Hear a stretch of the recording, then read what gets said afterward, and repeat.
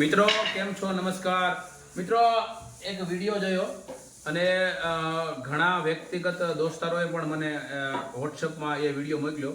કોઈ વ્યાસપીઠ ઉપરથી કોઈ કથાકાર હોય કે કોણ હોય, આવા કેટલાય મવાલી અધકચરું જ્ઞાન ધરાવતા હોય એને લુંભોભાઈની ખબર ન હોય અને પોતે એમ કર્યો કે આ બંધારણ કોણે કર્યું અને બંધારણમાં સ્ત્રીઓને 20 વર્ષની થાય તારે બાપના પેટના તું કે ને મારા હું તને કેવો હરામીના પેટના જે હક અને અધિકાર 20 વર્ષ પછી છોકરી 18 વર્ષે પોતે નિર્ણય લેતા સક્ષમ થઈ જાય.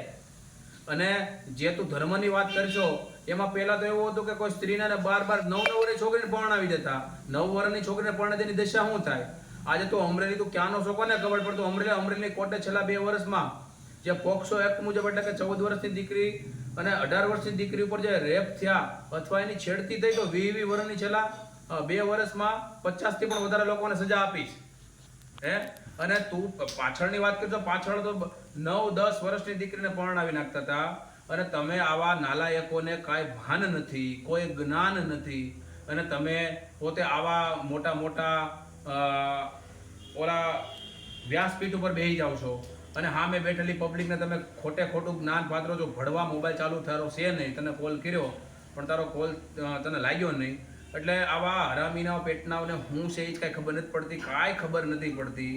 અને ડૉક્ટર બાબા સાહેબ આંબેડકર ભણવા તારી બેન દીકરી હોય કે અમારી બેન દીકરી ભારતના સમગ્ર કોઈ પણ ખૂણે રહેતી હોય, એ નોકરી કરતી હોય અને ગર્ભવતી થાય ને તો સરકાર એને એવો આ ભારતના બંધારણમાં એવું પ્રાવધાન્ય છે કે એને બેઠો બેઠો પગાર સરકારને આપવો પડે 6 મહિના સુધી. આવા નમાલા જ્ઞાન લઈને નમાલા પણ તું કારું હરગોવિંદ દાસ કે મારે તને હું ઘંટ ગોવિંદ દાસ પહેલા તું વાંચ અને પછી તું આગળ વધ. મિત્રો જોયો એનો વિડીયો હું તમને નાખું છું. જય ભારત. પણ એ જાતે ક્યાંક નિર્ણય કરીને વિવાહ કરી લે ને તમે કાંઈ ન કરી શકો એને. કાયદો બનાવવા વાળી સરકાર કેટલી મૂર્ખ હશે. આ બંધારણ જેણે બનાવ્યું છે એ કેટલા મૂર્ખ વ્યક્તિઓ હશે અવ્વલ નંબરના. એમ અને લોકો એમ કે છે સંવિધાનને ફોલો કરો. આ સંવિધાને આ દેશને વ્યભિચારમાં ધકેલી દીધો છે. સંવિધાન ધર્મના આધાર ઉપર હોવું જોઈએ. વાત સત્ય છે કે નથી? આ વ્યભિચારનો